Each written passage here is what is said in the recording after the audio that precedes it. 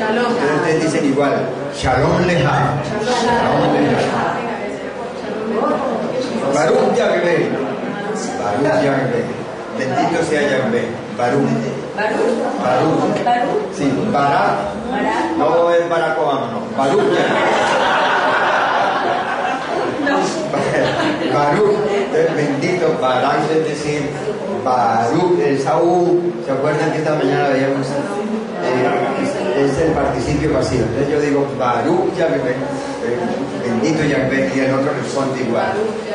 Shalom Leja. Shalom Leja. Baruch Yahvé. Listo. Bajo la bendición de Baruch de Yahvé, vamos a empezar. Estamos tratando de practicar.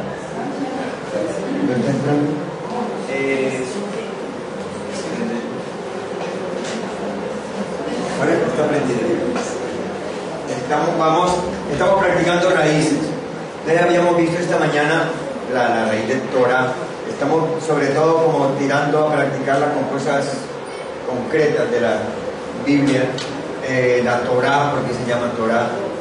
Los nombres en Biblia de las partes de la Biblia son distintos a los nombres que nosotros le hemos puesto.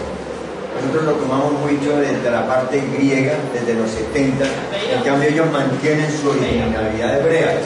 Entonces, Torah llaman al Pentateuco, Nevi'im a los profetas, ¿sí? A los otros escritos, Ketubim, y siempre con una lógica, la raíz, ¿sí? Katab significa escribir, Ketubim, Ketub, piensen la U, los escritos. Ahí tenemos Ketubim, los escritos. Ya vimos Ketubim.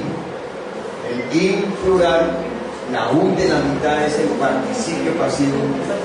Los escritos con los libros restantes del Antiguo Testamento. Me dicen las letras Kaf, Tau, Pe. La idea de grabar, trazar, dibujar. O sea, en el escribir, detrás hay una letra, una idea es escribir es dibujar. Escribir es... Y de hecho las primeras, los jeroglíficos y muchos son casi pinturas. Muchas escrituras de muchas culturas son verdaderas pinturas. Bueno, ahí estaría, miren cómo se descompone la raíz. Todo el arte está en que despertemos siempre la sospecha. Ketubim, Kaf, Tau, Be. Hay una U metida. Siempre que encuentren una U metida, sospechen. Siempre que encuentren un Im al final, sospechen. Siempre que encuentren un Ha al principio, sospechen. Porque siempre vamos a tirar a encontrar raíces y saber que esto, uno va aprendiendo, esto es el participio pasivo, este es el final, bueno, así. Entonces, ahí encontraríamos como una lógica, una palabra para recordar todo el Antiguo Testamento, así como esta mañana Mauricio nos daba una clave para aprendernos las finales. ¿Quién se acuerda de eso? Mauricio me lo recuerda. Allá está. Las canapés. Eso, entonces, aquí también hay en hebreo una clave para aprendernos todo el Antiguo Testamento, que es la palabra Tanakh, una palabra para todo el Antiguo Testamento. ¿Con qué letra empieza la Torah? La Tau. ¿Con qué letra empieza los profetas? La Nun. ¿Y con qué letra empieza los escritos? La Kaf. Entonces, Tau, Nun, Tanakh. Tanakh recoge la primera letra de Torah, la primera de Leví, la primera de Ketubim y medalla. Entonces, todo el Antiguo Testamento lo llaman ellos el Tanakh. El Tanakh. Son para facilidades de memoria y nada más. Bueno, si quisiéramos seguir repasando raíces, por lo menos un poquito de ejercicio, porque de eso se trata. Vamos al nombre de el Génesis.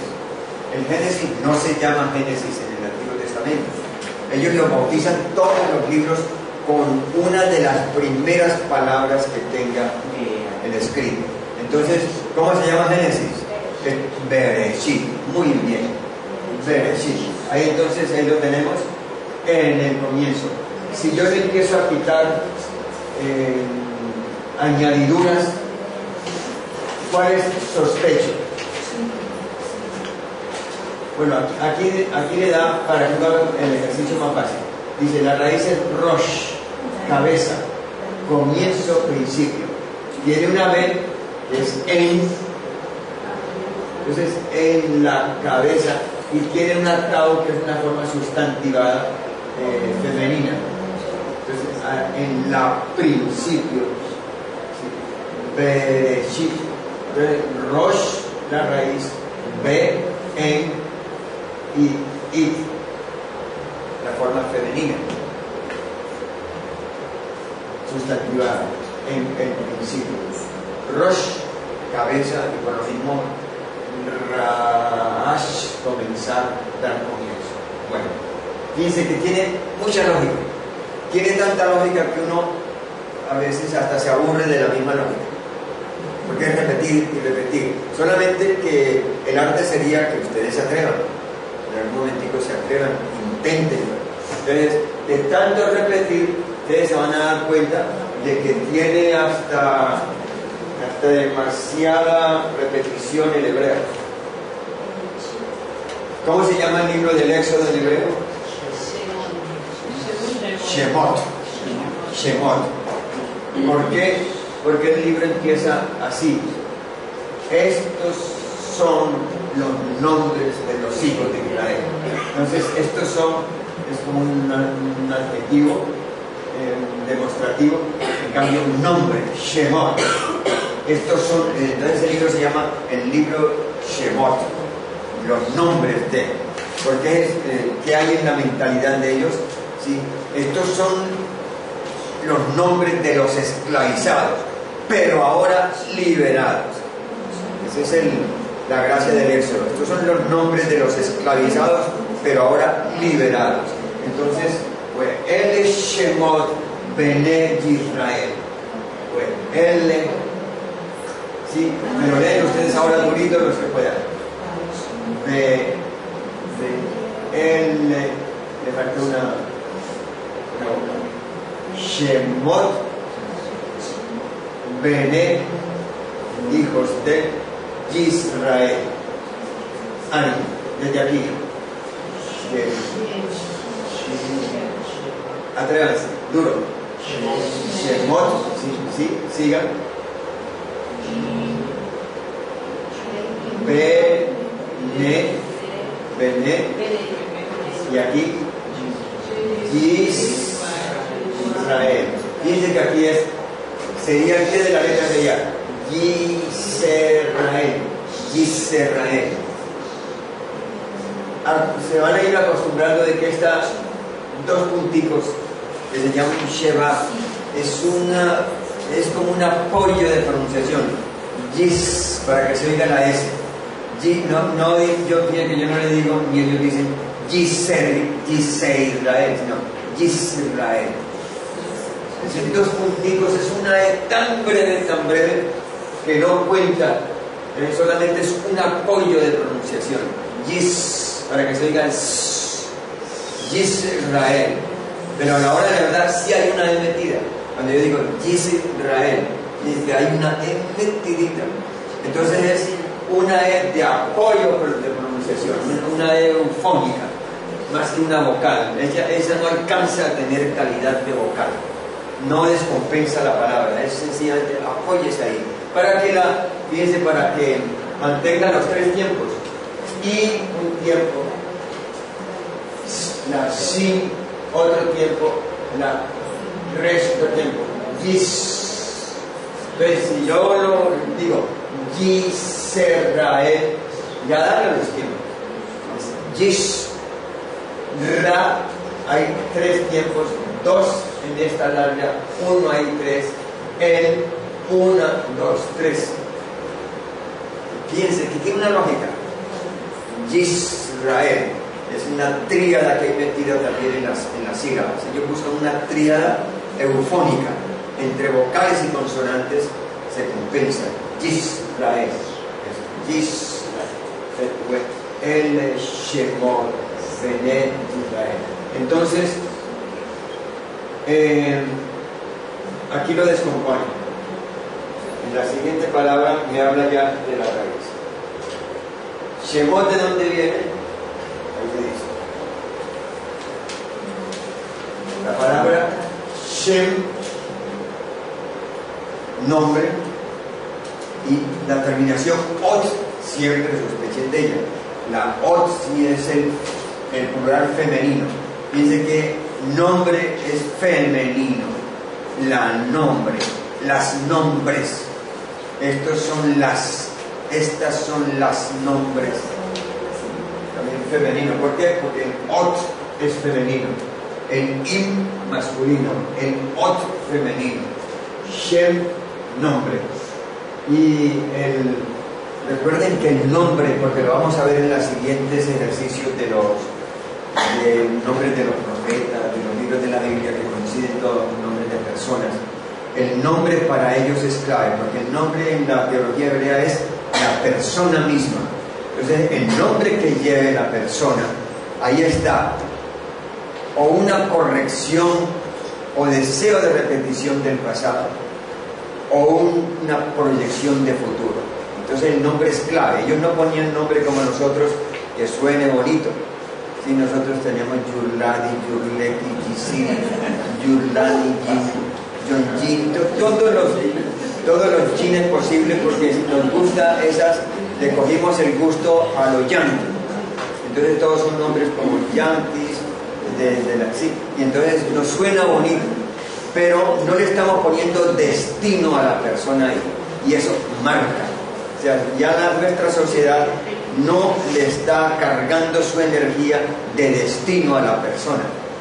El nombre es un destino, o el nombre es un pasado, que yo quiero mantener una memoria bendita del pasado, o quiero tener un destino afortunado según lo que indique el nombre. Entonces, el nombre es la persona. Por eso cuando ellos van a hacer un exorcismo o van a hacer una maldición o bendición, la clave es el nombre. El quien tenga mi nombre tiene mi clave y lo puede utilizar para bien o para mal en la magia. Por eso ellos le trasladan esa inquietud al mismo Yahvé. Yahvé no puede regalar su nombre tan fácilmente porque se lo van a usar en la magia. Entonces por eso ellos tiran a conservar, a no decir el nombre, a no pronunciarlo. El nombre de Yahvé llegó a ser tan no pronunciable que se les olvidó. Se les olvidó. Dicen los especialistas que cuando el sumo sacerdote tenía que invocar el nombre de Dios dentro del recinto sagrado, cuando iba donde estaba el arca o donde estaba en reemplazo del arca el hilasterio, la plaqueta de oro con los 4 cuernos, y derramar sangre, que él se sentía como tan temeroso de que Dios lo castigara, de que le sucediera alguna cosa, alguna impureza que no había caído en cuenta y Dios lo eliminara, que él llegaba, en vez de decir Yahvé,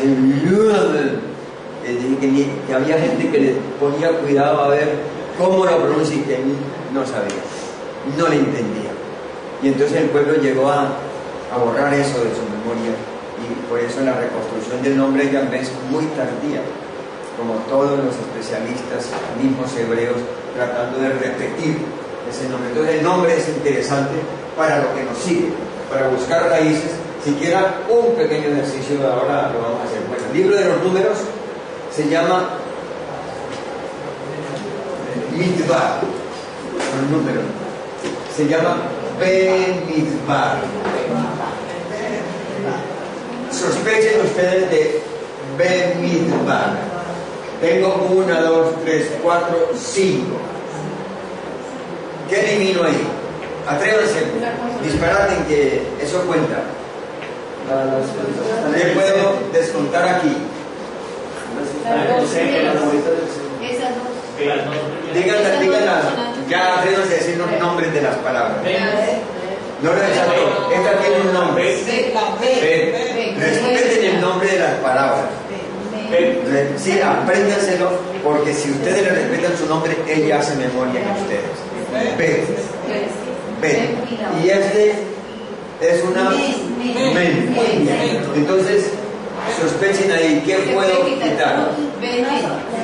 El B, ¿por qué? ¿Qué sospecha usted en el B? Porque, o sea, según la raíz, son nosotros los todos. Bueno, el B significa en. Y el Beloan es de las proposiciones por el ver, el lamen, el lakof, más repetidas, porque el ver dice lo que nosotros decimos como en 10 o 12 preposiciones, lo dicen ellos siempre con ver. El ver significa con, para, por. Bueno, ahí le hago la lista cuando tratemos de la letra B. ¿Sí? Cuando entremos a la gramática por las letras, ahí le hago la lista. Entonces el ver sospecho, porque es una preposición muy repetida.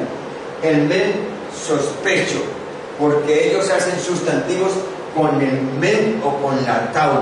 Recuerden, men o tau hacen sustantivos. Entonces me queda davar. Si yo voy al diccionario me dice felicitaciones. Davar existe. ¿Y qué significa davar? Significa la idea de destrucción. Davar, idea de destrucción.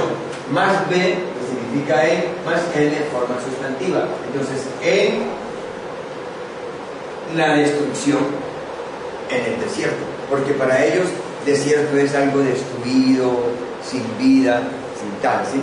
El desierto es todo lo contrario a la vida. El desierto es todo lo contrario a la sociedad, ¿sí? Entonces, el desierto tiene esta idea. Para ellos es destrucción. Pero es un desierto. Nosotros más bien lo hemos cargado de positividad por las cosas que van a suceder en el desierto. Pero ahí está esa idea. Después esta destrucción se puede convertir en vida. Entonces, ¿cómo empieza? Hagan el esfuercito y leemos aquí. ¿Cómo empieza la frase del libro de los números? Va, ye, da, ver, guach, da, ver. ¿A qué le suena? Yahvé, pero no lo pueden pronunciar, ustedes son hebreos. ¿Sí? No lo pueden pronunciar. ¿Qué letra? A. Esa es Adonai. Siempre que hay una A, si hay una I, Elohim. Ustedes no pueden pronunciar, que les cae la Yahvé. Entonces, no. Vamos a decir Vayedaber Adonai. ¿Qué dice aquí? Él. ¿Qué dice aquí? Moshe, el Moshe, a Moisés, Bemidbar, en el desierto, y llamó Yahvé a Moisés en el desierto. Así empieza la primera frase de números. Dabar, llamar. Entonces hay una bau que puedo eliminar porque es una conjunción. Siempre que empiece una palabra con bau es una i. La yod es el tiempo, la forma imperfecta del tiempo, pero lo elimino también y me queda la raíz tabar, llamar, y llamó. Adonai, de esa no discutimos nada, ya la discutimos ya esta mañana. Él es una preposición a. Moshe, recuerden que la palabra Moisés después de Dios es la más usada en la Biblia. Esta palabrita ya uno cuando la ve ya sabe que es porque es de las más usadas en la Sagrada Escritura. Ben-Midbar, ya me descompusieron. B-N sustantivo, me queda la raíz tabar. Y ese es el ejercicio que hay que hacer permanentemente hasta que uno le coja el tiro y sospeche de lo que tiene que sospechar. Sí, Mauricio. Profe, bueno, tengo entendido que la palabra lavar es palabra, o cómo conciliarlo con la idea de destrucción. Eso, muy bien la pregunta. Resulta que, como en todas las lenguas, hay raíces que vienen de un lado y raíces que vienen de otro. Esa es una de las pocas contradicciones en raíces que hay en hebreo, que se ve que una viene de un uso y otra viene de otro uso. ¿Sí? Entonces, davar, hay un uso que es positivo, que significa hablar, y hay otro que es otro negativo, que significa destrucción. Usted va a los diccionarios y le pone exactamente eso. Se la separa, le separa la raíz davar y le dice significa hablar porque viene de esto y esto y esto, y le pone otra raíz davar, esta otra viene de la raíz destrucción, destruir. Perfecto. Puede que encuentre varias formas de esas en hebreo, como las hay en el castellano. En el castellano hay raíces que sabemos usarla positivo y esa misma raíz significa negativo. A ver si me acordara de alguna. Pero en castellano también hay, esas contradicciones lingüísticas las hay, porque a veces han venido de raíces diferentes. Póngale que por eso a veces es bueno saber uno como los orígenes de la lengua. En la lengua puede venir una raíz del acádico, que es la tatarabuela, la bisabuela del hebreo, o puede venir del cananeo, porque el hebreo sale de una mixtura entre acadio y cananeo. Entonces puede que la misma sonancia esté en las dos lenguas, y en una signifique una cosa y en otra signifique otra, y ellos la mantengan. Casi siempre es eso. El prefijo homo en latín es hombre. Sí. Y en griego es el mismo igual. No, en hebreo es antros. No, en latín se usa para homo. Homo es hombre. Y en griego es en griego la misma raíz significa homo, significa igual. El mismo, igual. El mismo, exacto, igual, exacto. Homo, exacto. Como uno va, Nikita, en castellano es que no le quita nada, no roba nada. Y Nikita es el nombre de Nikita Khrushchev. En una lengua significa una cosa, en otra lengua significa otra, porque tienen orígenes distintos. Las eufonías humanas no son iguales, sino que cada grupo le pone, a veces con la misma eufonía de otro significado por su experiencia. Alejandro. En censo teológico hay un juego de destrucción de palabra en el desierto. Esa es una carga teológica también, ¿sí? Y en el desierto revela al Señor, ¿sí? Eso se puede sí. Perfecto. Bueno. Fíjense que es puro ejercicio. Aquí vamos entonces, si seguimos pensando como hebreos, que son las raíces, el pensamiento hebreo no está en saber normas, sino en saber raíces, conocer raíces. Puede que ustedes no sepan ninguna norma de gramática, pero pueden conocer todas las raíces que quieran, porque ya la gramática es cómo relaciono sustantivo con verbo, con preposición, todas las normas de gramática. ¿Por qué estas son hacia acá? Puede que yo no sepa nada de gramática y sea un talentazo en raíces.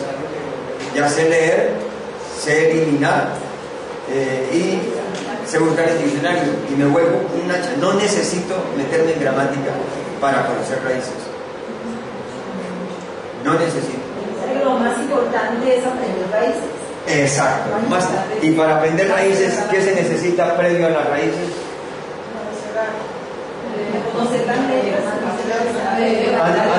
Para poder aprender raíces, aprender el alefato. Exactamente, eso es lo que les vengo diciendo desde esta mañana. El alefato. Entonces, por lo mismo, entonces vamos a repasar. ¿Listos? Coral, Algo. Entonces, 1, 2, 3. Dime, dale el bao, celebra que hoy ya he comenzado. Sali de yo calame y ya son 12 que yo me sé. Vengo con examen allí pensar y son 18 que uno se sabe. Remate. Corre sin fin, después matado y el alejato se ha terminado. Ahora en prosa. Ale, ver, dime, dale, vamos.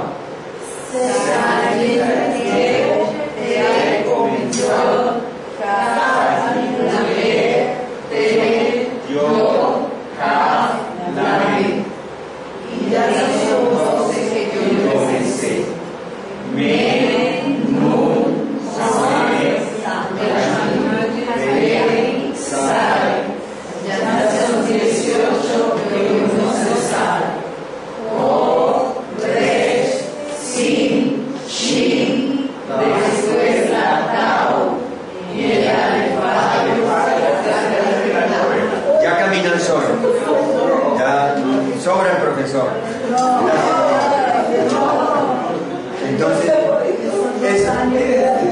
nos aprendemos eso, sabemos leer, empezamos a sospechar de las palabras que tengan más de 3 consonantes. Digo, si me equivoco, consulto un diccionario, no la pone, digo, voy a reponer a quitar esta otra. Ese es un ejercicio. Y así, entonces ya va uno sabiendo, fíjese que no necesito meterme en gramática, que es lo enredador, para poder hacer eso. Y eso es ya sabiduría hebrea, porque conoce las raíces, conoce el significado de las palabras, que es lo que se necesita realmente para enseñar.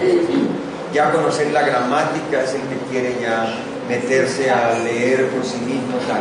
Y además, fíjense que tenemos este auxilio, tenemos el auxilio de los interlineales.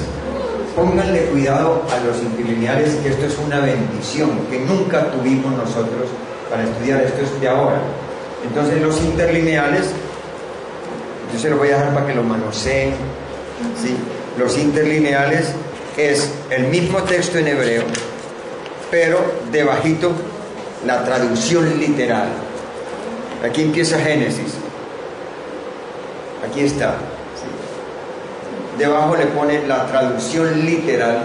Entonces basta que yo sepa leer y este me va dando una traducción que no está en las Biblias nuestras, porque este me da literalmente el nombre de la palabra.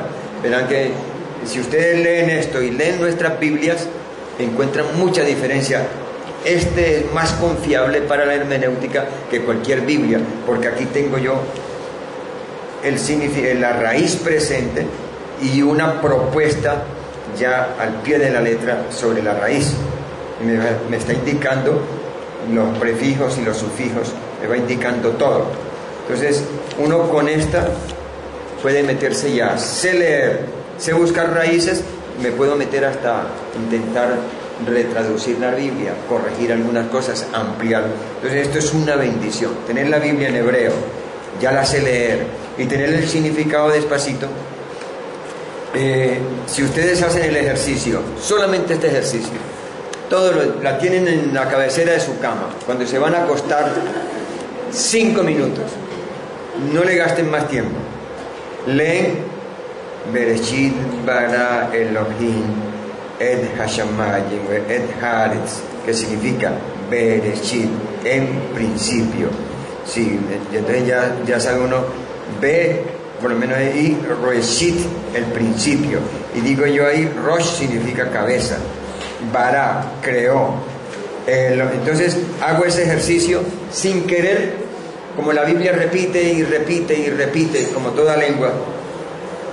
Después de un tiempito ya voy encontrando que ya me sé esta raíz, ya me sé esta, ya me sé esta. Y de repente me encuentro sabiendo hebreo sin mucho esfuerzo. Y he repasado Biblia y he visto como algunas cosas nuevas que me suenan nuevo. ¿Por qué esto? A veces uno mira su Biblia y dice, ve tan distinto esto y esto, ¿por qué? Bueno, entonces eso es un método, 5 minuticos. Y uno con estas, porque aquí hay un profesor debajo que me está diciendo qué significa y qué palabras hay dentro de una palabra hebrea. Todo eso es lo más interesante. O sea, son una bendición para el que quiera avanzar en hebreo. Son 4 volúmenes. El problemita son los precios. Estos están en torno a los 70.000 cada volumen. En torno en las librerías protestantes. Son los que más le trabajan a esto. Los católicos, curiosamente, no se les miden a esto. Los protestantes son los más fijos, nos ayudan. Hay diccionarios hebreos, también los venden en las librerías protestantes. Todos estos son comprados aquí. Gramática hebrea.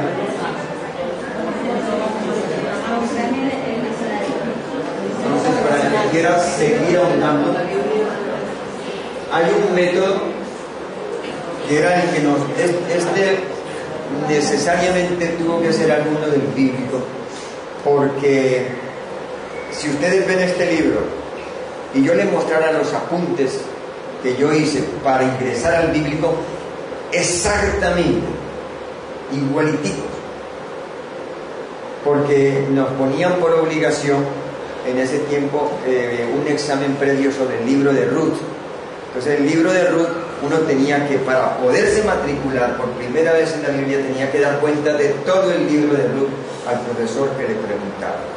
O sea, él le preguntaba sobre lo que aparece en el libro de Ruth. Uno se lo tenía que preparar palabra por palabra. Entonces, como uno no sabía hebreo, entonces uno empezaba a prepararse, y sigue este método. El que quiera también lo puede seguir. Sigue, el libro de Ruth empieza, miren, hay una frasecita hebrea al principio. Dice, Vayehi bime shefot hashofetim, Vayehi rahab baaretz. Y entonces él empieza, usted no sabe hebreo, entonces, análisis. Le pone una palabra, Ruth en hebreo, le dice, se pronuncia Ruth, significa Ruth. Y dice, 2 consonantes, la resh, la tau, y la u, una vocal, la u. Entonces va enseñando una por una, cada palabra la descompone y va indicando la gramática, los nombres. Aquí se le mete derecho. Y si uno necesita ampliar, él le va remitiendo a una segunda parte donde está ya la gramática un poquito ampliada. Entonces, este libro lo puede tener uno, y si ya uno quiere empezar a ahondar en hebreo, no necesita profesor, porque él explica todas las dificultades que tiene una palabra. Le explica todo. Basta que uno sepa ya leer, usted ya lo sabe leer, y listo. Aquí va explicando todo. Aparece una comita, esa comita se llama tal. Aparece un signito acá, ese está tal. Todo lo que aparece en el libro. Y está publicado. Yo he bregado a ver si lo han vuelto a publicar. No lo han vuelto a publicar hace años. Pero el que quiera, fotocópielo. Ha aparecido en el mercado uno que hace exactamente igual que pero con el libro de Esther. Ese está actualmente en las librerías protestantes. También es lo mismo. Uno compra ese librito y empieza a aprender, pero el que quiera pues ya ahondar, meterse después de esto, querer seguir. O los que quieran seguir el camino de ya sé leer, busco raíces y me alimento de raíces y no me meto en gramática. Hay 2 caminos: volverse teólogos a base de raíces, o volverse gramáticos ya sabiendo la lengua que le abre mucho camino, ciertamente, porque ya con la gramática, con todo, este le va quitando a uno todas las... Dice, llega el momento ya en que miren ya las paginitas que le pone uno en hebreo. Y ya las sabe leer uno y traducir, si ha seguido el método. Y ya le va explicando cosa por cosa, lo va remitiendo a la gramática. Entonces, ahí tienen como dos caminos. Yo se la podía dejar, Alejo, se la podía dejar un tiempito aquí, si alguien quiere fotocopiarla, copiar este método, intentar. Yo durante mucho tiempo enseñé por mucha gente, y aprendió, con el libro de Ruth. Ese mismo libro, sí, se puede escanear. El problema con el libro es que como es tan viejito, no está bien impreso. Y algunas vocales son manchaditas, pero como ya sabe uno leer, sí. Fíjense, saber leer. Bueno, entonces se los voy a dejar un tiempo y después que la fotocopien y eso, don Jairo me lo hace llegar. Bueno, entonces hay caminos. Sí, también hacer la invitación aquí en Cali, en una universidad bautista, detrás de la Plaza de Toros. Esta universidad tiene una escuela de idiomas bíblicos. En 4 semestres se estudia hebreo y griego. O sea, 4 semestres de hebreo, 4 de griego. Creo que el semestre oscila en unos 200, es bueno. Y son expertos, gente que trabaja con las sociedades bíblicas unidas y tienen pues toda una biblioteca muy bien montada en el área de idiomas. Hay medios. Para el que quiera pues avanzar en hebreo, seguro que tendrán en griego también. Muy buenas, todas esas escuelas son benditas. Bueno, ahí sale. Seguimos.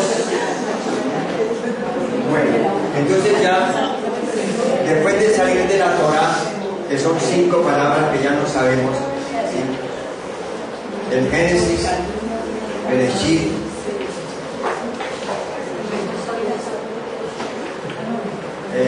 Levítico, Devarim, Números, Bemidbar, muy bien, Deuteronomio,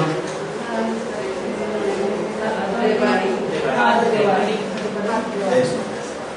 Estas son las palabras de Devarim. Y el otro es Bemidbar, el número es Bemidbar. Y después el Éxodo, el Deuteronomio, Devarim. Estas son las palabras que Dios le habló a Moisés. Solamente uno darse cuenta que hay nombres distintos y que tienen sus raíces. El Levítico, Valligram, exacto.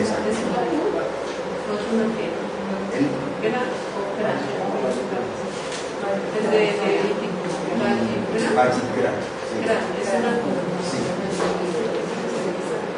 Cara es llamar, Valligram, llamó. Bueno. Veamos un momentico los nombres para que pasemos alguna cosita que yo quiero explicarles del hebreo. Los libros de los profetas posteriores, lo que nosotros llamamos libros históricos, que no son históricos, ¿sí? En Biblia se llaman en hebreo los profetas anteriores. ¿Por qué? Porque ellos pensaban que lo había escrito o un profeta, esos libros, o porque ya en esos libros todos aparecen algún profeta. Desde el libro de los profetas anteriores,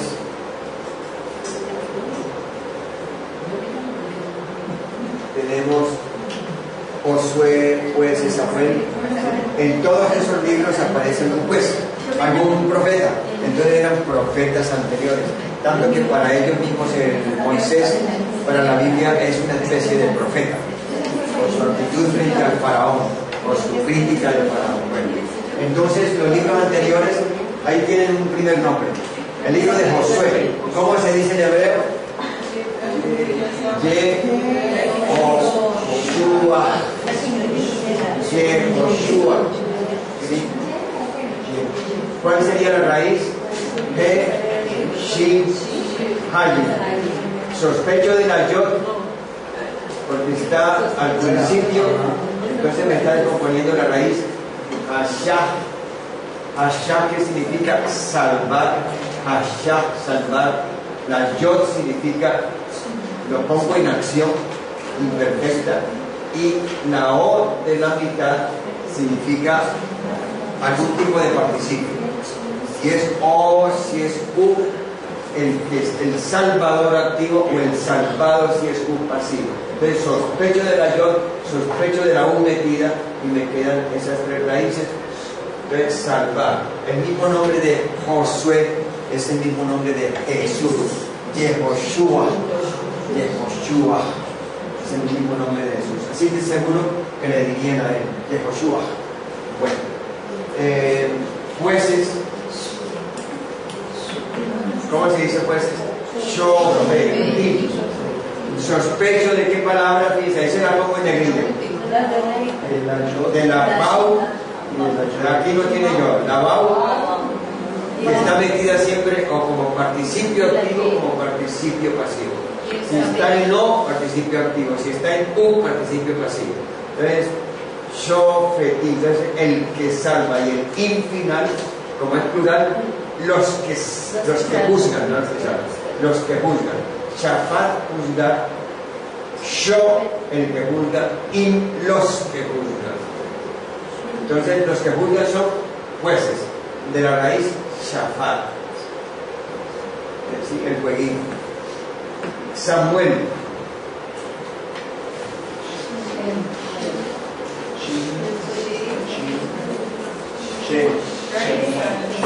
Aquí sospecho de la U y sospecho del él, porque entonces muchos nombres van a tener el compuesto de el Elohim. A veces aparece como el Elohim, muchas veces aparece solamente el Aleph y a veces solamente el Lam, según el compuesto. Entonces, sospecho de la U, que es un pasivo, o un pronombre personal también, aquí va a ser un pronombre personal, y el él, entonces Shama, escucha a él Dios. ¿Sí? Dios lo escucha, de la raíz Shama. Entonces, Shamuel es el que escucha. La palabra obediencia no existe en la Biblia. No existe obedecer, existe escuchar. Todas las veces que traducimos obedece, está en la raíz de escuchar. La palabra obediencia no existe en la Biblia, no existe en el Antiguo Testamento. O existe escucha. ¿Sí? Entonces yo escuché a Yahvé, escuchar es obedecer. Porque ello no es un escuchar de oído, sino es un escuchar haciendo que. Eso es lo que Jesús dice, ¿sí? Que escucha mi palabra y la practica. Ese es el Shema. Shema Israel. Escucha Israel. Entonces ahí tienen que escuchar a Samuel.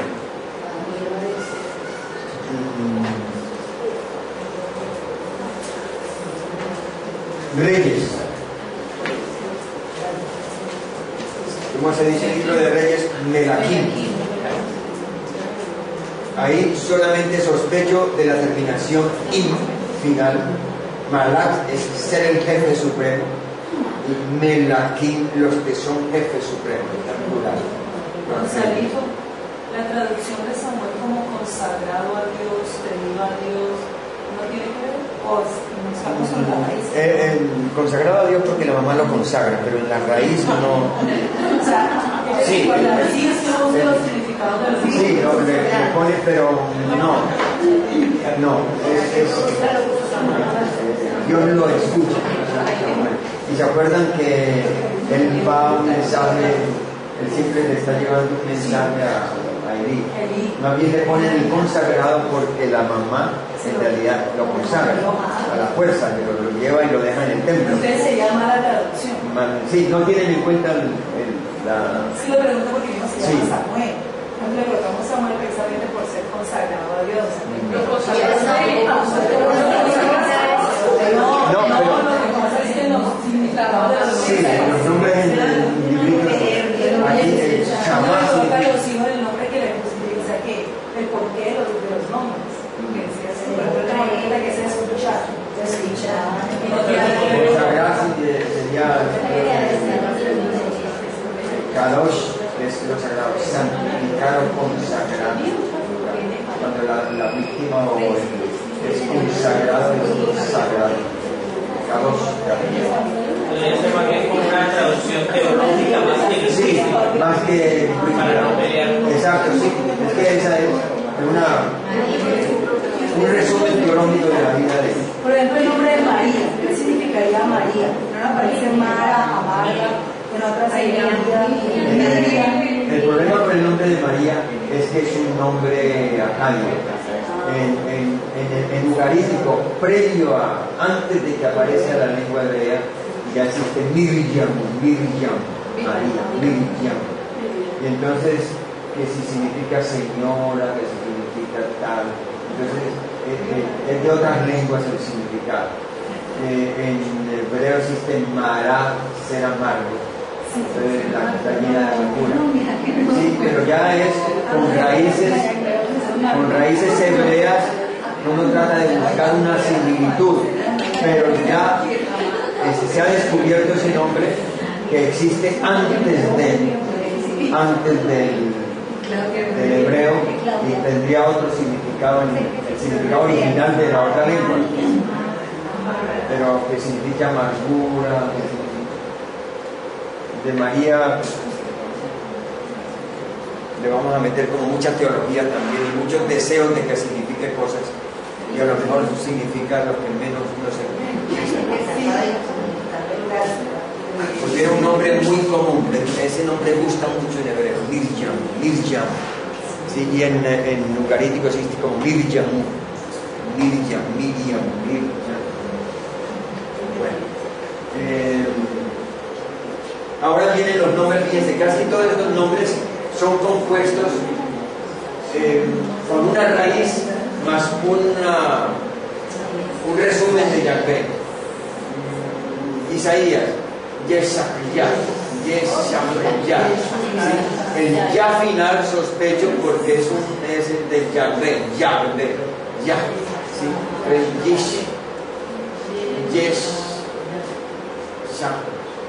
ya, de la raíz Yashah, que significa liberar. Entonces Dios o Yahvé libera. Entonces es o una memoria de liberación del pasado o una memoria para el futuro, de que Yahvé nos libere. Entonces los personajes llevan un nombre de una memoria que hay que mantener o de una conquista que hay que hacer. Entonces esa persona va cargada con la energía comunitaria de lo que signifique su nombre, ¿no? En ese sentido. Bueno, pues, Jeremías, fíjense que lo mismo. Yirmeyah, que significa Yahvé levanta. Rum, la raíz Rum, dice que el Rum tiene un baúl en la mitad, desaparece y queda el Yod de poner en activa la raíz Rum y el Yah, que significa Yahvé. Yahvé levanta, Yahvé libera. Ezequiel, Yehazkel. Él ya no es Yahvé sino Elohim. Hatzak significa liberar. Yehazkel, Elohim libera. Oseas,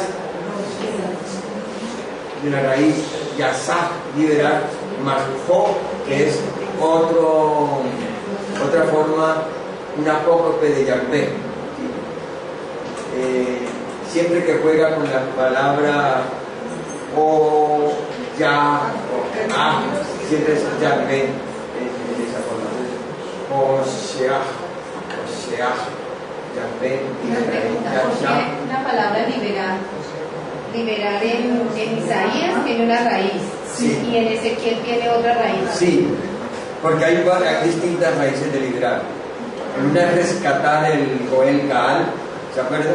Sí. Y aquí hay otra, y hay, creo que hay una tercera, hay muchas raíces de liberar, Pero esas sí que son- son matices. Uno diría, ahí es donde vale la pena, cuando uno se encuentra varias raíces, vale la pena ir al hebreo que me signifique. Por ejemplo, a lo último del módulo, yo les pongo ya lo último, después que le he puesto en los diccionarios varias palabras, varias veces el significado del pecado. Hay pecado en una clase, pecado en otra. Ahí les pongo 4 términos de pecado, que hay que saberlos, porque si no uno interpreta mal. Por ejemplo, hay una clase de pecado, veámoslo, porque usted ya presenta la dificultad y entonces vale la pena resolverla y anticipamos una cosa que vamos a tener en...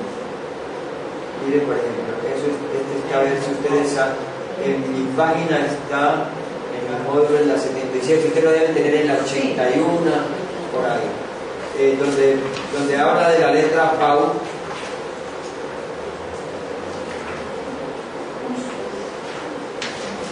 Donde habla de la letra Rosh, de la letra Rosh, no de la letra Bajo, la Resh. Ahí le pongo, con motivo de la último término que le pongo, Rasha, que significa pecar, le resumo las otras formas de pecado que han salido antes de esta página. Y le pongo Ave, que significa pecado de vanidad, significa en su raíz es vanidad, falsedad, engaño. Entonces, yo peco cuando engaño a otro, entonces hay un pecado de engaño. Otra raíz, pecar, hatá, que significa que uno en su debilidad humana no llegó a, como la flecha que no alcanza a llegar, que se distorsionó. Entonces uno muchas veces le apuesta la vida a algo y resultó que por ahí no era. Entonces, pero no hay un pecado de malicia. Y en el primero hay más bien un pecado como de vanidad, de engreimiento. En el segundo hay un pecado de equivocación, no logró. Y en el tercero, que se llama Rahab, significa rebelión. Y en el último, que es el más pecado, el Rasha significa una acción injusta. Entonces, se dan cuenta, siempre hay pecado, pecado, pecado, pecado. Nosotros lo traducimos por pecado. Y no es lo mismo. Cuando Jesús lleva nuestros pecados, no va a llevar, Él no cargó con nuestras acciones injustas. Él cargó con nuestras acciones de equivocación, de vanidad. Esto es como muy humano. A veces uno se engríe, a veces uno se equivoca, es donde más pecamos, nuestras equivocaciones, nuestras limitaciones humanas. Pero Jesús no cargó el pecado de Jesús se puede equivocar. Jesús se puede equivocar y en eso no hay un pecado grave. Ahí sencillamente se manifiesta su debilidad. Jesús, por ejemplo, en su retardar, Jesús se demoró para empezar. Él se tiene que ir a bautizar pidiéndole al profeta perdón de sus pecados. Él no está diciendo falsedad. Cuando él va donde el profeta, bautíceme. ¿Usted qué viene aquí? A cambiar la vida, profeta, porque usted está predicando un cambio de vida. Tiene que confesar sus pecados. Profeta, me acuso de que yo he sentido un llamamiento de Dios año tras año y me he demorado un poquito, lo he pensado mucho. Yo quiero. ¿Sí? En cierta medida está confesando una debilidad humana. Él era, por ser hombre, carga una debilidad, carga una posibilidad de equivocarse, y eso sí es humano. Entonces Jesús carga con nuestro, no es lo mismo que cargar con este tipo de pecado, de hatá, que cargar con una rebelión contra Dios o cargar con un rasha, una acción injusta. Jesús no hizo acciones injustas, Jesús no se le rebeló a Dios. pero cargó con nuestros pecados, cargó con nuestra debilidad. ¿Sí? Esa debilidad innata, ese vendría a ser nuestro pecado original. Somos seres débiles, pero Jesús cargó con la debilidad humana, porque la debilidad en lo humano es precisamente eso, tener posibilidades de equivocarse y buscar cómo no equivocarse. Y a lo largo de toda nuestra vida, sin querer, por aquí me equivoqué, busco otra vez, y busco, y voy enderezando mi vida en justicia, voy buscando mayores ejercicios de justicia. Entonces esa pregunta, por eso le hace caso, porque vale la pena tener en cuenta, y eso lo da únicamente quien sabe hebreo, quien sabe raíces de hebreo. No necesito gramática para eso. Necesito es identificar raíz, consultar un diccionario. Cuando dices que Jesús cargó con nuestros pecados, eso quiere decir que fue la débil, claro. Se hizo débil. Claro. Tan débil que él no empezó su predicación antes del tiempo, y él venía con ese deseo hace mucho tiempo. Él tenía, trae la conciencia como yo, no me voy a casar, no, como que Dios me llama a otra cosa, como que yo estoy dudando, y él llega un momento en que quiere salir de la duda, va donde profeta, no quiero dudar más, ya le quiere entregar al Señor eso. Entonces vean lo que significa que una persona nazca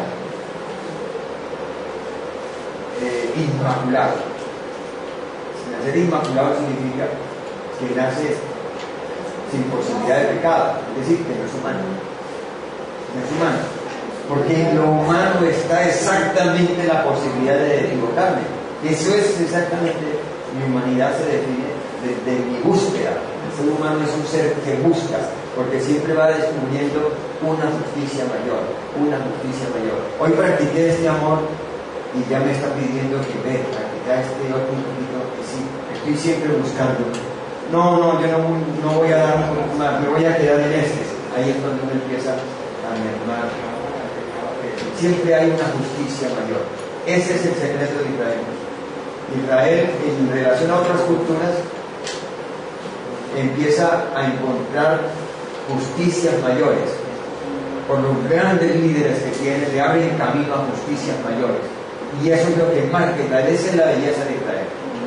Porque Israel, bien pecador que es, bien jodido que es en la historia, hace disparate por aquí y por acá, pero siempre entre disparate y disparate hay quienes están buscando una justicia mayor, hasta que eso lo lleva a que el Hijo de Dios se encarna en un pueblo donde está abierta la búsqueda de una justicia mayor. Ese es como el secreto de la encarnación. Es bellísimo. Y sale desde el análisis que uno hace de todas estas palabras que me están diciendo lo mismo, pero con raíces diferentes. Sí. Entonces ahí uno lograría deducir lo siguiente,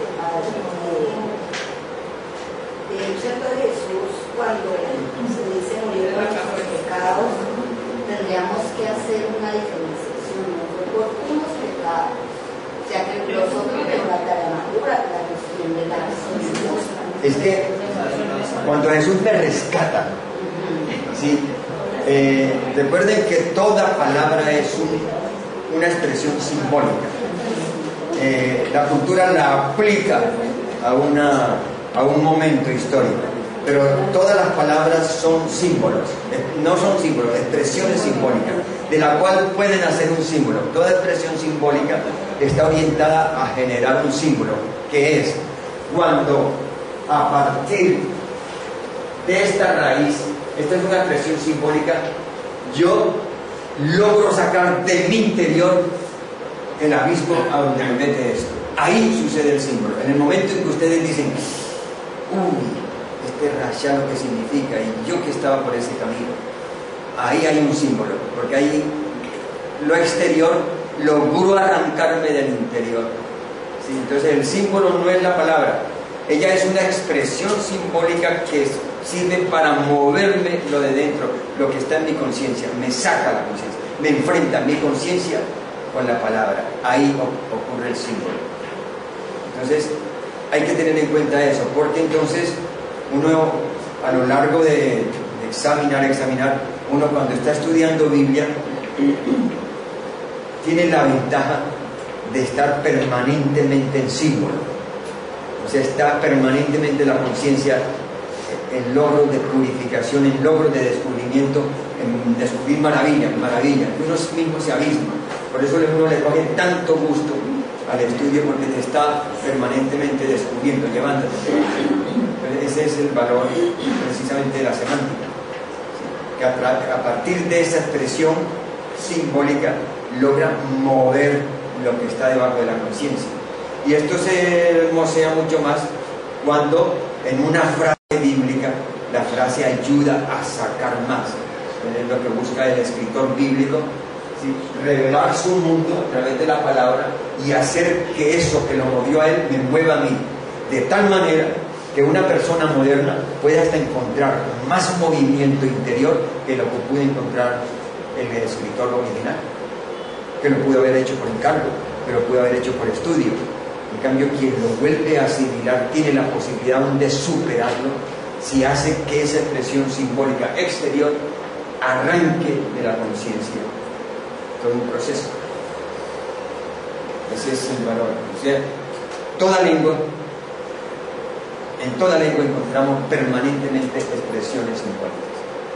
Por eso vale la pena estudiar hebreo, porque si no lo estudiamos nos privamos de las expresiones simbólicas más obvias que tiene la teología hebrea. No es lo mismo estudiarlo desde sus raíces que estudiarlo desde las traducciones, porque la raíz te confronta con lo último de la lengua, con lo último que está en la conciencia. Para que saliera esta palabra ha tenido que reposar primero en la conciencia y después encontrar un vehículo donde lo plasmaba, ¿sí? Y como hay distintas formas de pecar, la conciencia plasma distintas raíces para que cada raíz me lleve a lo hondo de la hermenéutica de mí. Sí, Mauricio. Profe, yo siento que a veces cuando se ve el mundo de la teología, como hay muchas vertientes, en este caso la teología bíblica, a veces hay quienes buscan en la Biblia justificar sus doctrinas o sus dogmas.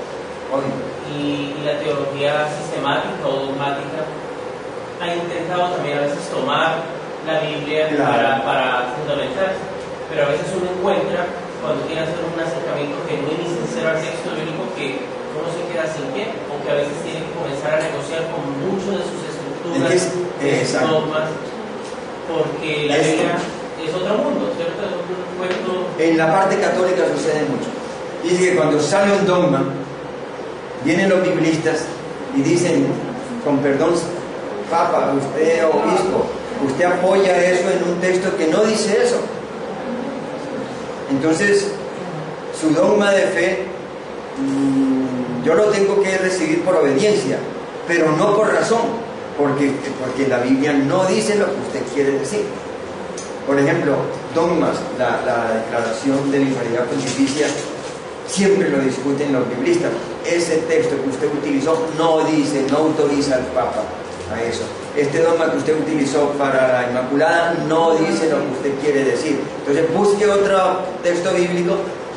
Yo lo obedezco porque estoy dentro de la institución, pero racionalmente mi mente está muy distante de eso. No lo he asimilado, lo obedezco. Al no asimilarlo, no me marca espiritualmente, no me marca.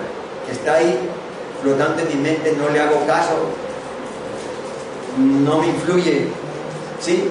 Por eso ahí es donde ustedes encuentran por qué a uno no le afectan absolutamente nada determinados dogmas, porque no hay lo que dice Santo Tomás, una fe racional. La fe no es que sea racional, pero la fe tiene que estar de acuerdo con el pensamiento humano, es decir, tiene que ser razonable fidei, dice, sí, la fe no puede ser irracional, tiene que estar de acuerdo a que toque mi conciencia. Si no me toca la conciencia, no me mueve, y solamente me toca la conciencia cuando yo veo verdad en lo que hay. Sí, este texto dice eso, acepto. Este texto no dice eso. Y usted, como es palabra de Dios, no la puede manosear, no la puede hacer decir lo que ella no dice. Esa es la discusión siempre entre teología, Biblia y dogma, que hay distancia muchas veces, mucha distancia. El dogma muchas veces lee mal la Biblia, la lee según sus intereses, y ahí viene. Pero eso la Biblia ayuda, la Biblia ayuda. No ha de desobedecer. Hay dogmas que uno dice, si yo quiero permanecer en la institución, obvio, sigo las reglas de la institución, acepto por obediencia, pero ni espere que yo vaya a convencer a otras personas de eso, porque no le enseñaría una mentira, ni espere que eso me alimente mi espiritualidad. Entonces me marca a mí como obediente, pero no hace ni un símbolo, no me arranca contenido, no me lleva al símbolo, no me hace crecer espiritualmente, me hace crecer legalmente, pero no espiritualmente. Esa es la diferencia de eso. Entonces la Biblia le lleva a uno a una madurez también fuerte en ese sentido. Bueno, entonces ahí vamos a ver esa palabra pecar, ¿cómo se pronunciaría? ¿Cuál? Rasha. Rasha, sí. Rasha. Acuérdense que es una hayin fuerte. De la hayin. La última palabra. Hayin. Es una gutural fuerte. Acuérdense las guturales. Alef, levísimo. G, un poquito más fuerte. G, más fuerte. Hayin, fuertísimo. Entonces esta sería Rasha. Estaba confundiendo con Sabe porque como no había aparecido. Sí, se parece. Este es un Rasha. No aparece. Perfecto. Un Rasha. Bueno. Volvemos a...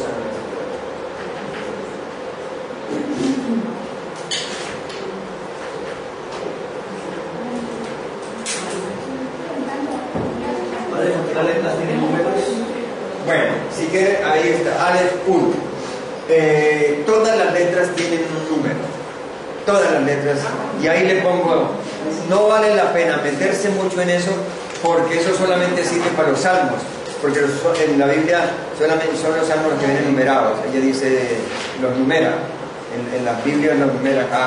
Ustedes encuentran en los textos hebreos Aleph, Bet, Gam, el Salmo 1, 2, 3, 4. Entonces no vale la pena. Solamente algún que otro número cuando sale que 6 días, que 7 días, que 4 días, que salieron de Egipto 600.000. Entonces de vez en cuando pone números, pero no que se use mucho.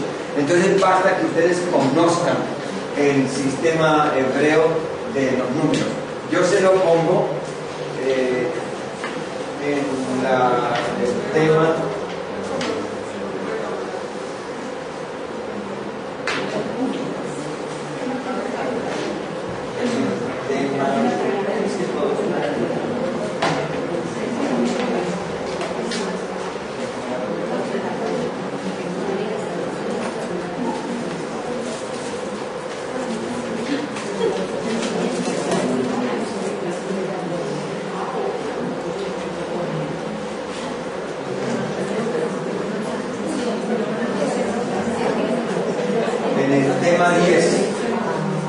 tema 10 en la página 30 y pico. 31. Bueno, entonces miren en esa página y resolvemos ese.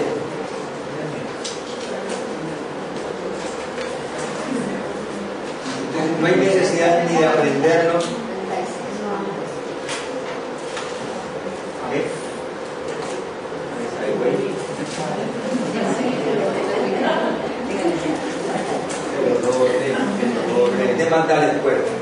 Ahí pone. Fíjense, va poniendo del 1 al 9, Aleph, Bet, Gimel, Dalet, He, Vav, Latzi. El 9 termina en Tet. Entonces ya tengo todo el sistema de 9. Y después viene por decenas.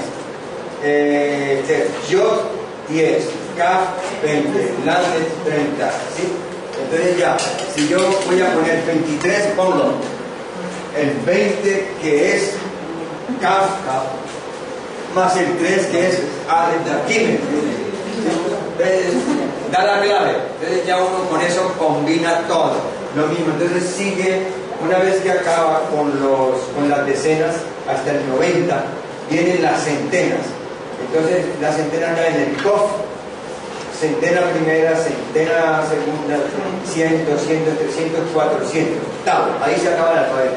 Entonces con todo lo que hay ahí empieza a combinar. Empieza a combinar quiero poner 500, entonces pongo 400 más 1, más 100. Quiero poner 508, 400 más esto. En la Biblia hebrea, en las Biblias que están escritas en hebreo no aparecen números, sino esas palabras. Sí, aparecen esas palabras, exacto, aparecen esas palabras. Y a veces aparece con el nombre, no aparece como con números claves, sino por ejemplo él va a decir 16, dice Sherishi. Entonces el nombre de 600 le pone, porque tienen su nombre también en hebreo. Y fíjense que ahí hay una excepción, que por lo menos dense cuenta de la excepción que hay. Cuando quiere poner 15 y 16, dice, sin embargo, con los números 15 y 16 se hace una excepción. ¿Por qué se los explico? Posiblemente le salga alguna vez en la vida, pero si es para conocer la mentalidad hebrea. Hay una excepción, ya que ambos números coinciden con la abreviatura del nombre de Dios, que para el hebreo es sagrado. El número 15 sería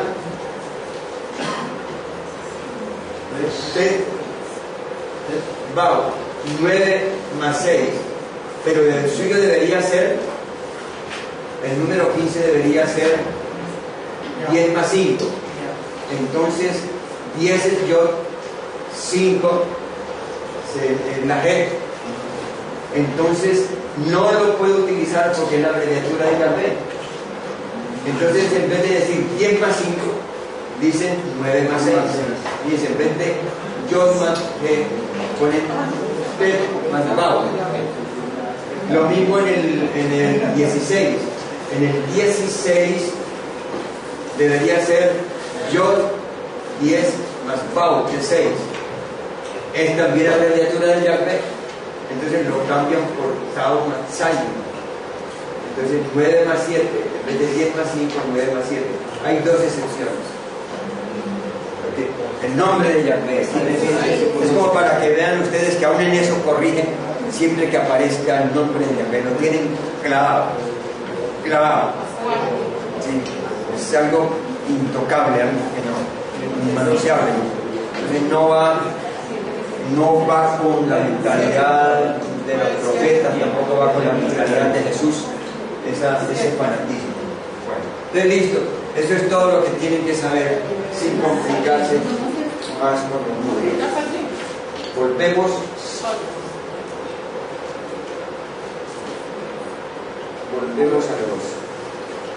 a la práctica. Fíjense que a partir del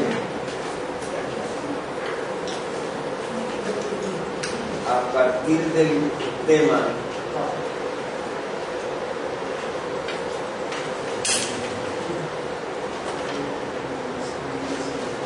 tema 7,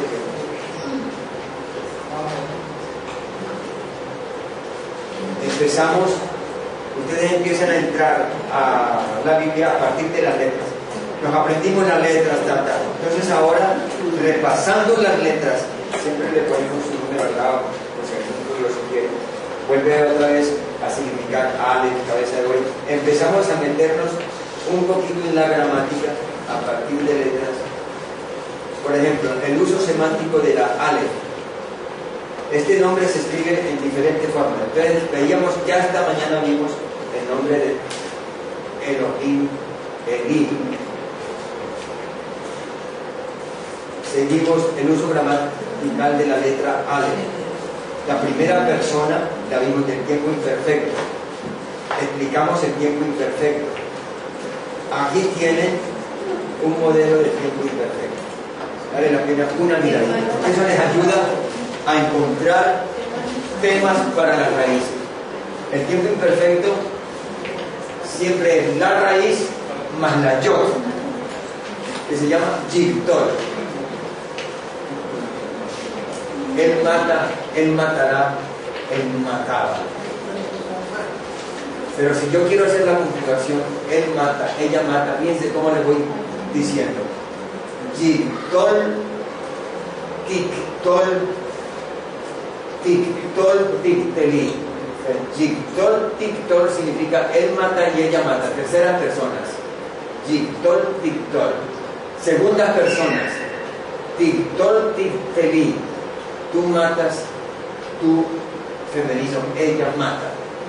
Se le pone el i final que es femenino. Tikteli. Yo mato. Puede ser hombre o puede ser mujer. Ektol. Ektol. El alef significa un pronombre personal, el yo. Entonces, reducido como explicábamos esta mañana, porque la palabra es ani, anoki. Aquí pone solamente el alef de Santander. Aquí está, fíjense, todo lo que yo le tengo que quitar. Cuando la raíz está conjugada, le tengo que quitar la yo, la tau, el alef, y en plural la yo, la tau. Entonces aquí predomina yo y tau, que quiere decir que siempre que yo encuentre una palabra que empiece con yo o con tau, sospeche, porque puede que sean las conjugaciones de verbo. Y siempre que al final encuentren una yo, sospeche que puede ser conjugación del verbo. Siempre que encuentren una u, también sospecho un na. Sí, este es siempre el pronombre femenino na, y el u, pronombre masculino. U, siempre que haya un u es masculino, siempre que haya un a o un na femenino. Ustedes son los genios de la lengua. ¿Cómo feminizan ellos? Con a, con na. ¿Cómo masculinizan? Con u en general. ¿Sí? Entonces, es sencillamente no que ustedes aprendan la conjugación. Si se la quieren aprender, estupendo, porque uno se la aprende. ¿Sí? Tiktol, tiktol, tiktol, tikteli, tiktol. Tiktelu, tiktolna, tiktelu, tiktolna. Y acá. Tiktol. Niktol. Bueno, entonces, ahí estaría. ¿Para qué es la conjugación? No para que se la aprendan, no es la finalidad, sino para que vean cómo se les puede a una raíz verbal poner prefijos y poner sufijos en el tiempo imperfecto. Sí, Pues ahorita es unas claves para sospechar. Dice cuando se encuentre un yo o un bauto. Dice la clave, pero porfa, más despacio. bueno, es que las tienen, todas esas claves las tienen en una lección. Se la voy a recordar, está en la lección. El modo de los compañeros. No, porque apenas me enteraron. La aprendió. Sí. El módulo está en la 64, en la 60 y pico, cuando se ve la lección de la Hayi. Aprendamos a consultar el diccionario hebreo, en esa que es una... Cuando aprendamos a consultarlo, ahí le pone todas las sospechas habidas y por haber. Hay unas dos columnas, prefijos más comunes y sufijos más comunes.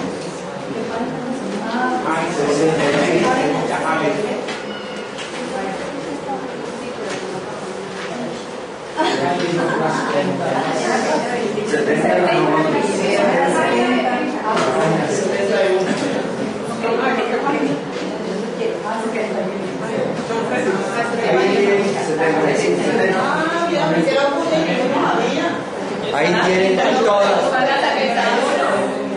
Sino que en estos ejercicios es como para que ustedes vayan viendo de a poquito.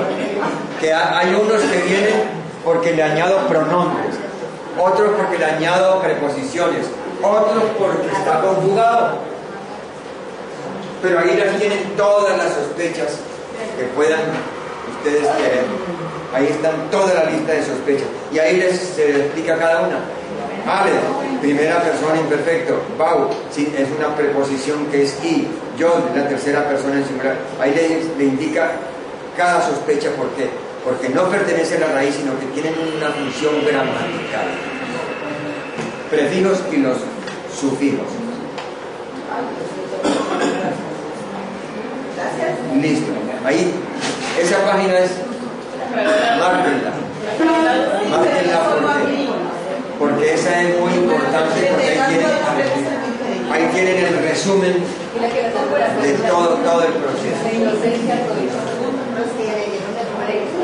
Pero fíjense, es como por decirles, uno asomándose un poquito al hebreo, bueno, miren cómo se conjuga una forma hebrea. Ahora les tengo que decir posiblemente el mayor logro del hebreo.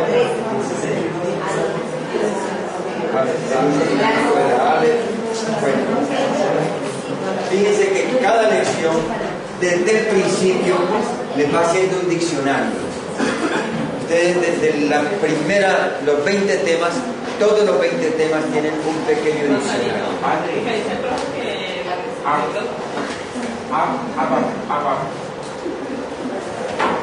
Todos tienen un pequeño diccionario que es como resumirles las palabras más claves de la Sagrada Escritura. Generalmente uno se hace su propio diccionario, pero ahí es un esfuercito por resumirles y darles una definición como de lo más avanzadito que tiene la palabra en los diccionarios. ¿Sí? Entonces pónganle cuidado porque ese sería su diccionario básico de raíces, como las palabras más fundamentales teológicas. Es un esfuerzo bueno. Y fíjense que la mayor parte de sus trabajos consiste en ese que todas las lecciones tienen trabajo. Dice, aquí le pongo un diccionario, nunca se le dice, apréndase las palabras, no. De una miradita de las palabras que le pongo aquí, ¿cuál le gusta más? Y diga por qué. Ah, me gustó más esta, por esto, dígaselo al profesor. En un momentito. Así son las tareas. No quieren tareas de que de memoria, de que tal, de lo cual, no. Mire tal cosa y dé su concepto. Mire esto, diga de esas 5 palabras cuál le gusta y por qué. Así es como uno va aprendiendo el hebreo. Porque para ver por qué me gusta esta palabra, yo tengo que ver las 5. Y ya me queda en la memoria una información. Y me queda una información teológica de la radical, de la raíz. Porque siempre las palabras están enseñando ya la raíz pura. No me está poniendo conjugaciones ni nada, siempre la raíz pura. Veamos, por ejemplo, en la letra Aleph, esa estaría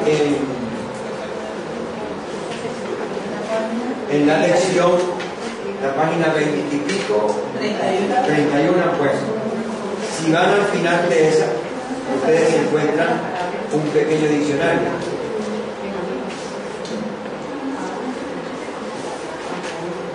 Siempre lo llamo diccionario bíblico teológico o mi pequeño diccionario. Y dice, hagamos un diccionario, una breve antropología teológica, con palabras que empiecen con Aleph. Miren la antropología que sale. Padre. La palabra del origen. Y le pone un texto bíblico para que ustedes se den cuenta la profundidad que tiene. Madre, la palabra de la ternura. Madre. Ahabá, amor, empieza con Ale, otro con Ale, Adán, ser humano, otro con Ale, hermano. Dice que casi toda la familia está con Ale. Eso es lo que uno les hace caer en cuenta a ustedes. Y ahí se les aprende uno muy fácil. Ish, varón. Isha, varona. ¿Por qué el hebreo llega a darle la misma raíz? Nosotros es hombre, mujer.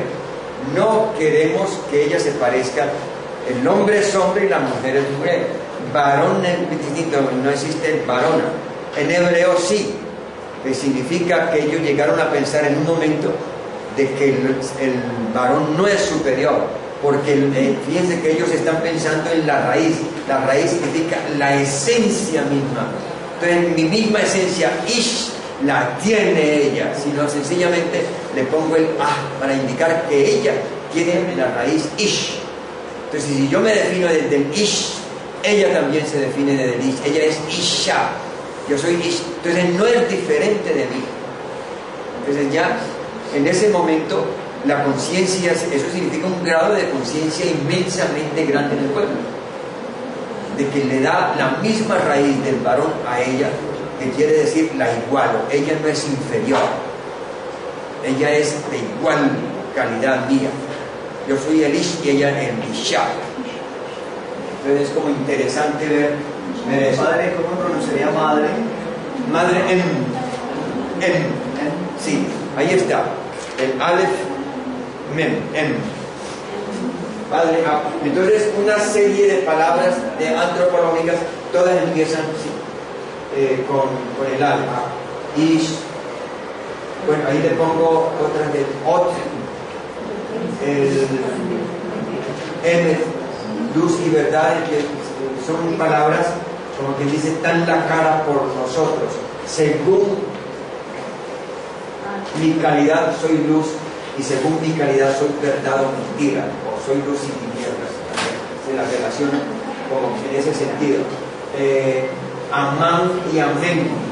Dice que ahí vendría una de las palabras más ricas de todo el hebreo y de toda la teología, donde está el problema de la justificación, donde están las luchas entre las religiones. Sí, es la palabra amén, amán, que significa fe. ¿Qué es lo que me justifica? La fe. ¿Pero qué es fe? El catecismo de fe es creer lo que no vemos porque Dios lo ha revelado. No, Señor. En hebreo no tiene ni parecido. En hebreo la raíz amán, amén, significa apoyarme en otro. Entonces, si yo me apoyo en Dios, significan dos cosas. Que yo me siento débil, porque yo no me apoyo en uno, yo me siento, entonces hago una confesión de debilidad. Y hago una confesión de fortaleza en el otro, porque me confío en el brazo del otro. Entonces, amén significa confianza, abandono, no es creer cosas de doctrina, nada de eso. La doctrina no entra aquí, es una actitud vital, existencial, de que yo me abandono, me entrego donde el otro. ¿Sí? Porque sé que el otro ni me va a tirar en el camino, ni me va a echar a un hueco, el otro me va a llevar a puerto seguro en ese momento. Entonces, hacer amén, creer en el otro es adherirme al otro porque le tengo confianza y porque sé mi debilidad. Vean qué preciosidad. Ahí tienen ustedes todo el problema, la justificación se hubiera resuelto desde el hebreo. Desde el hebreo se hubiera resuelto. Si me ponen en una mesa católicos y protestantes y todos, hombre, vea lo que dice el hebreo, entonces no ponga problema con que son doctrinas, con que son dogmas. No, la fe no está ahí. La fe está en adherirme al proyecto de Jesús y tener confianza en Él y desconfiar de mí mismo. Eso, entonces es un acto de esperanza, un acto de confianza, un acto de humildad, un acto de todo. Esa es la palabra clave. ¿Y cómo se dice? Amén y amén. Nosotros repetimos el amén como loros. Toda palabra amén. Siglos amén. Amén. Y no sabemos qué significa amén. Ahora, en hebreo. Que así sea. Que así sea. Eso. Amán significa, ahí entonces está la raíz entre las, y se escribe con Aleph, esa belleza, Aleph, amén, amán. Y la palabra amar es decir, es la palabra de Dios, Dios que habla. Pero que Dios habla, siempre Dios habla a través de la historia, a través de la conciencia, a través de la acción. Y Dios tiene palabras de acuerdo a mi grado de justicia. Sí, Dios no sé, el Dios que tenemos introyectado, el Dios que nos habla, el Dios de nuestras visiones, el Dios de nuestras oraciones, tal, siempre obedece al grado de justicia que yo tengo de Él. Ahí retrato a Dios. Si no tengo un grado de justicia superior, siempre retrato a Dios ramplonamente. Mis definiciones, mis visiones, las participaciones de Dios en mi vida están obedeciendo a eso. Por eso la necesidad de compartir otras visiones de Dios para ver si mi visión eleva o por si mi visión le puede ayudar a otros. Porque depende de las distintas experiencias donde esté uno navegando. Cada uno de nosotros navega en un tipo de experiencia diversa. Y ahí concibe a Dios. Y ahí Dios existe, pero el ser humano lo reviste. Eso es un principio de antropología teológica. Dios existe, pero el ser humano lo reviste. Cada uno reviste a Dios desde la experiencia que esté viviendo de Dios. Está viviendo una experiencia de justicia alta, desde ahí define a Dios. Está viviendo una experiencia de justicia bajita, desde ahí define a Dios. Por eso las definiciones de Dios que encuentran ustedes en la Biblia son de distinta calidad. Depende del momento histórico en que esté viviendo el que escribió. Si es un profeta con su conciencia vendida a la corte, va a sacar profecías que no son correctas, tan no correctas que después van a resultar falsas. La profecía, por ejemplo, hoy después, la teología empieza a hacer peripecias para justificar. Por ejemplo, la profecía que hace Samuel de la eternidad del trono de David. La eternidad del trono de David, esa profecía como histórica fracasó, era una mentira. El profeta se obnubiló con David, le prometió lo que no iba a suceder. La dinastía de David se acaba en el siglo VI antes de Cristo, con la destrucción. Ya no hay más dinastía de David hasta el sol de hoy. Hasta el sol de hoy. Ya han pasado ya 1600 años. Y no ha habido ya dinastía de David. Ni se sabe si hay algún descendiente de David por aquí. A lo mejor tendrán ellos alguna genealogía. Entonces, resulta falsa. Entonces, ¿qué hace la teología? Para que no resulte falsa, entonces decimos, no, se cumple en Jesús. No, en Jesús no se cumple. Porque Jesús nunca llega a ser rey del tipo de David. Entonces su dinastía del tipo de gobernante de tal muere. Jesús, si es descendiente de David, nunca llega a resucitar la dinastía de David, el poder de David, el reino de David. Entonces, fracasa la profecía porque ella estaba hablando del reino de David. Sí, siempre permanecerá en tu trono, habrá gente de tu sangre.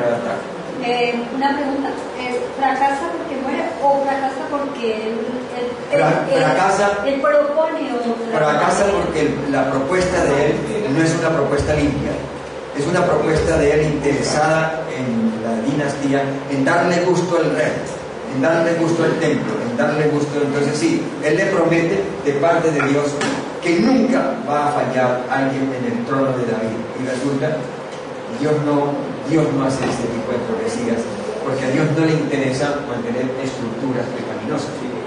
Quiere decir que Dios va a mantener siempre, por propósito divino, una dinastía en monarquía cuando la estructura monárquica es perversa en sí misma.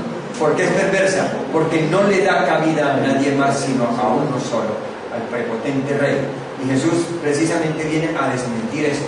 Los grandes de la tierra sí gobiernan y no así ustedes, como quien dice,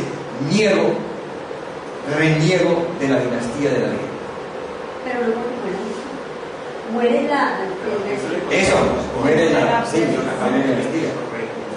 Muere, Jesús no la quiere resucitar. O sea, esa profecía él mismo la declara falsa. Sí, ahí tiene. Entonces, depende de la calidad de justicia del profeta. Hay siempre una pelea en el profetismo, que unos profetas hablan de la falsedad del otro, que hay profetas falsos, que hay profetas que anuncian lo que no es, que hay profetas que están vendidos a la corte. Es la pelea entre Jeremías e Isaías, están dándole duro a los otros, ¿sí? a otros profetas. Pero en la Biblia, muy bien traído y muy bien quedan profecías falsas, profecías sin calidad de justicia, porque la Biblia cuenta exactamente eso, de que hubo un momento en que el profeta vendió su conciencia. Si eso no estuviera en la Biblia, yo no le creería a la Biblia, porque dice, me va a contar siempre lo bonito, lo bello. No, me cuenta lo sucio también. Por eso es verdad, y Dios da la cara por esa verdad. Dios dice, eso que está diciendo el profeta, que está en esta narración, que es muy sucio, guárdenlo como problema sucio. Yo doy la cara de que eso es sucio. Entonces la explicación está ahí. Eso no es que eso no esté inspirado, eso está inspirado, pero muy bien inspirado porque me está dando lecciones a mi conciencia. Vea cómo hay profetas que venden su conciencia al poder y fabrican profecías falsas. Vea cómo hay tal.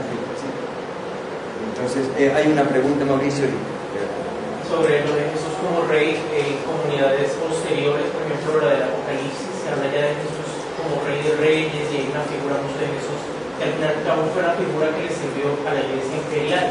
Jesús como rey de la tierra, emperador.